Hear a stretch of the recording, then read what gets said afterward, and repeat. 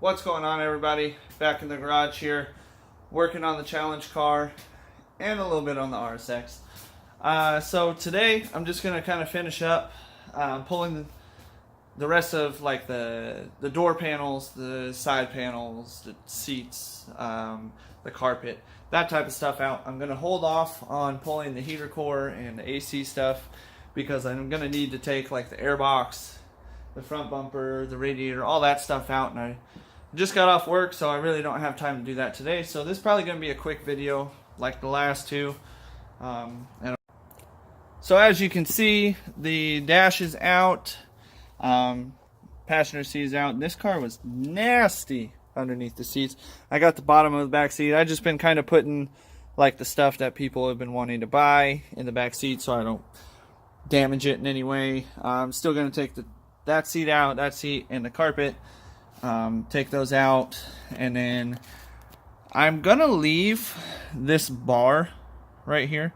I'm gonna leave that bar in, and I'm gonna take this one out. I don't really need it. And then obviously the heater core and all the HVAC accessories, and then I'm gonna start cutting out wiring, you know, the stuff I don't need, like the controls, the stereo, all that type of stuff I really don't need. The stuff for the doors I'm gonna try to keep mostly intact. I'm pretty sure they unplugged from the door right here, and I'm gonna try to sell the power mirrors and windows and everything as like a package for somebody who wants to convert to power doors. I'm sure somebody out there can use it, and then I'm gonna try to tally up all my costs.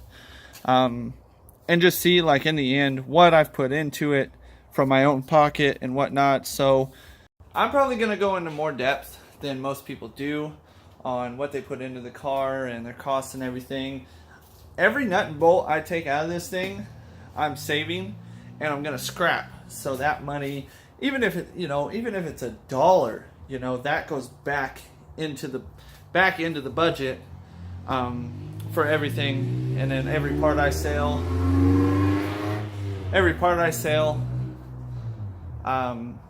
that money will go back into this car, and I'm trying to keep it as budget friendly as possible, because I don't have a big budget like everybody else. I'm not saying everybody's got a big budget, but I'm probably have the lowest budget of all the cars being built for this competition or challenge, and I just want to kind of show in my build, it's not all about what you got, it's what you can make out of what you got type of situation more so. Sorry for the rambling, I know it kind of sucks. So yeah, let's get started, and I'll get back to you guys basically when I'm done taking the interior out.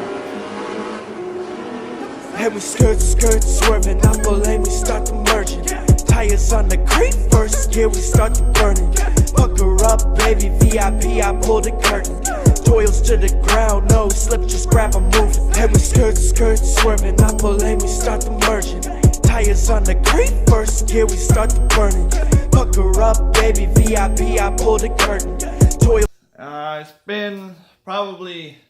yeah, it's the next day since the last clip.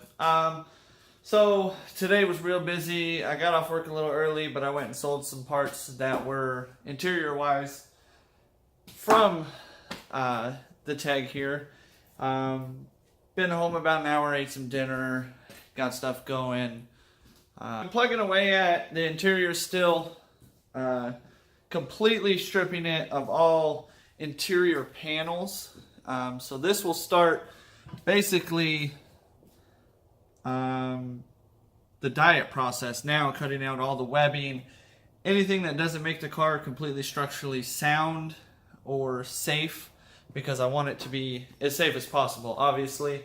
I don't have the money for a cage, so I need to look up track regulations on gutted cars with no cage. I think 11.5, I believe. Some tracks 11.0. The track local to us is an 11.5. You at least need a main hoop with 2 drop bars, which I believe would be considered like a 4-point cage.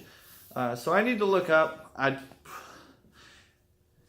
If I hit 11.5, hell, if I hit an 11, I'm going to be jumping for joy. I don't care if they kick me off the track. Because my first pass, I'm giving her all she's got. I'm not sandbagging. I'm not holding back. I don't care if it blows the fucking axles out. I'm sending this bitch. So, yeah, I'll show you guys what progress I've been making. So as you can see, there is nothing but basically wiring left. I still haven't messed with the heater core or anything like that. I just wanted to focus on getting these back panels out, everything back here. I'm debating on getting rid of the taillight wiring that runs through here, and it goes down and around, and I believe on both sides. Yeah, it looks like it's both sides here. It just runs all the way and then goes to the front. I really don't know. I might leave just brake lights and get rid of the turn signals and everything. Kind of a toss-up right now. But I plan on... the only way for me to even cut anything out is to drive it to work, which is 3 miles. So I think I might leave them for that purpose. And then maybe in the future, when I really am not going to drive the car at all, cut all the wiring out, because every pound counts in this situation. So I think I'm going to cut like this webbing right here, because this does nothing structurally. Leave all this, because this is part of the fender well and the strut. You can see this brace, that's all factory. And then cut like a little bit out here. The doors will be completely open, and then I'm going to do like a shoestring or something to open the door, and my windows will be permanently mounted up, which kind of sucks, because I like to have a window. I like to have some air, but I mean, it's not going to go on the street much. And then, yeah, I might cut like from this square down and then up, or like up. I'm not sure yet. I'm going to look in behind there and see if that is an okay spot to cut. And then like all right here will get cut out where the speaker is and everything. And then, like I said, the door will get cut out. I am also thinking about where is it? I guess it unbolts, but this bar right here, I do want to try to find a strut bar or weld a bar from here to here, just to give the back of the car a little more stability. And I don't plan on cutting like any of this out. This is all seat stuff, and the tunnel. We'll need to keep that all intact. I do know a lot of people on the all-wheel drive swap will cut out. Let me move some of this trash that I've been just throwing back here so it's closer to the garage door. I do know, like for the all-wheel drive, like the subframe is right here. So like where you would put your lower brace and where your control arms bolt up to is right under here, right under this section right here. So a lot of people will cut out this section to fit the rear diff and get it up as high as possible, or just to make room for the diff. And in my situation, I'm not going to do that. If I don't have to, I should say. I might cut like a little section to fit the diff up a little higher, but I don't want to expose everything. I really want to try to make it look as factory. I would really like to make it look as factory as possible, in the aspect of I don't want to go cutting the spare tire well if I don't have to.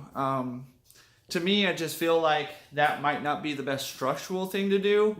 But then again, I don't have like a mechanical engineering or anything like that degree of that sense. I just feel like, sorry about that.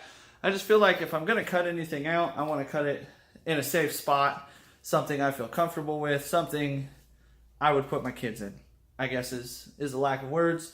If it had a back seat, I'd put them in it and I'd feel safe driving a short distance. I guess that's contradicting, but that's just the way I look at everything now. And so yeah, I've been plugging away at this, and there probably won't be any more updates on the interior wise. Maybe once I cut it, I'll show it, because I know 2 videos in a row of cutting out interior, stripping interior is kind of boring. I just wanted to give you guys some kind of content. I have noticed lately I haven't seen anybody posting about their challenge cars. Pablo had a video on his diff and getting, you know, his all-wheel drive stuff. Froman I seen got his motor. I haven't seen anything past that. Static has posted nothing since I've made this video, I should say. Since I've made this video, which is, what is it? Today's Wednesday night. So Wednesday night, which means you got the first video of stripping the interior, and I'm making this the next night. So as of right now, nobody has posted anything about what they're doing to their challenge car, any progress on them besides Pablo that I've seen. I guess, and Froman.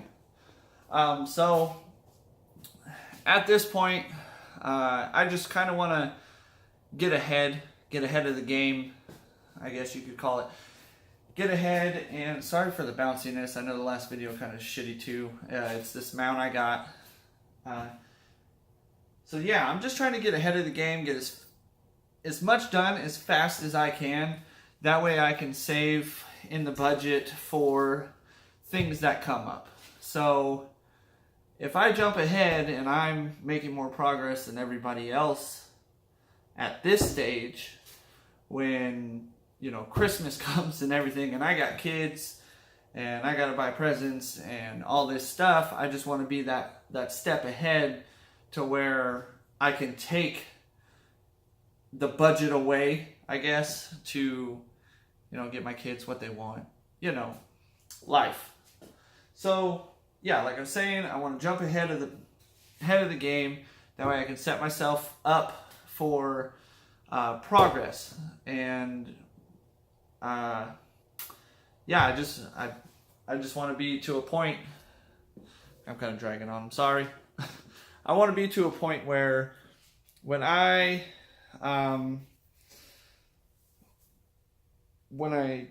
decide whether it's hard to explain, I guess. I want to get to a point where I can take time away from the car, I guess. The build challenge goes on until, I believe, mid-January. If I keep plugging away for 3 months and come the end of December, oh, dropped you there. And the end of December, I can take some time off for holidays, family time, stuff like that, and be to a place where, yeah, I guess essentially I don't have to work on the car. It's to a point where all I need to do is button up, I guess, in January. And yeah, that totally rambled on, I'm sorry. So yeah, again, I greatly appreciate anybody who watches my videos. Anything towards my channel is greatly appreciated, and the chance to do this is amazing, and I have support from my family, which is also amazing. Sorry for the ums again, here we go. So yeah, I greatly appreciate each and every one of you, and I hope this video helps anybody in any way. I mean, just any type of knowledge, just even if it's seeing the wiring and which way it mounts, or how to take anything out, or anything. If this video helps you, or you like the video, go ahead and hit that like button. And if you haven't subscribed, please subscribe already, or please subscribe if you haven't already. And thank you guys again.